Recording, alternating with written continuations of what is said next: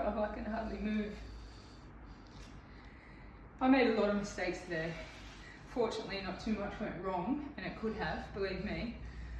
I guess mistakes started from last night. I was leaving early, so I put out the winter kit. Thought at 6:30 it might be pretty cold. But yeah, the mistake started when I didn't do enough research.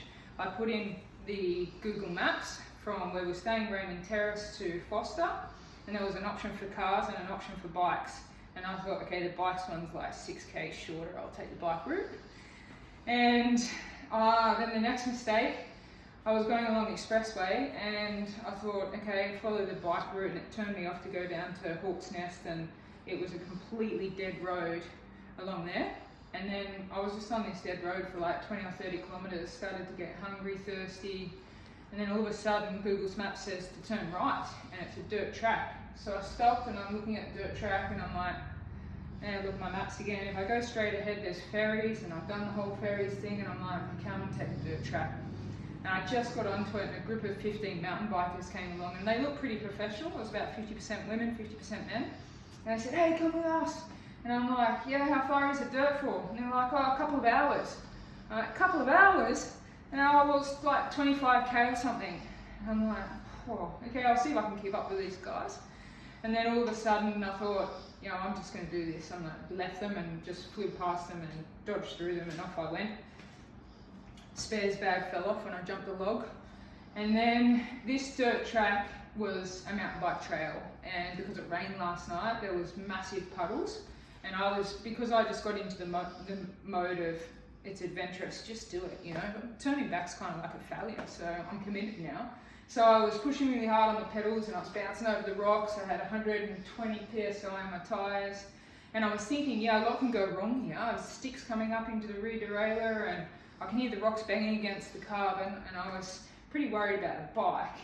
You know, I'm on wheels that are worth like $6,000. So anyway, I was committed, and I thought, okay, just push through this. And got halfway along and could see it was another 12 k's to the end, and it started going up and down. And I was like granny gear, just trying to get up these climbs and get through it.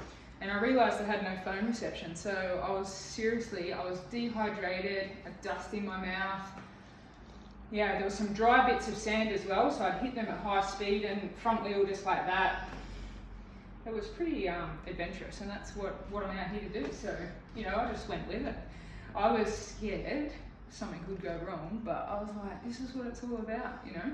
So I just kept going, and then I finally got to some tar road, and I hadn't punctured, and the bike was still working quite well. It was quite filthy actually, but I was hunger flat, I was thirsty, didn't have any phone reception. So I was like, okay, it's like 40, 50 k's to go, but completely dead roads and headwind the whole way from there to get home. So yeah, check out the bike, it's absolutely filthy. It survived, so I'm pretty happy about that. I've got to check it over quite closely and make sure nothing's broken, but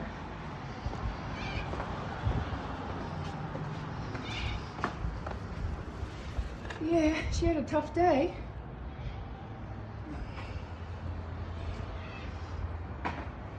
Anyway, I'm exhausted, I'm delirious, but I'm still smiling. So I'll give tomorrow another go. See, we're at Foster now, so Port Macquarie tomorrow, fingers crossed.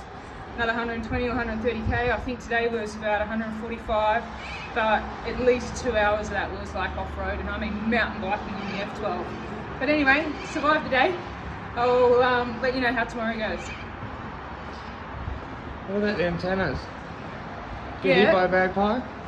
Magpies swooped me, but they didn't hit me. So I could hear them and see them coming, but they put their wings out and stop before they get there. So while some of the reports that I read last night said that they don't work, they worked. I didn't get hit by any magpies today. I saw them, I heard them, I saw them coming, but I didn't get hit by any. So pretty happy with the antennas.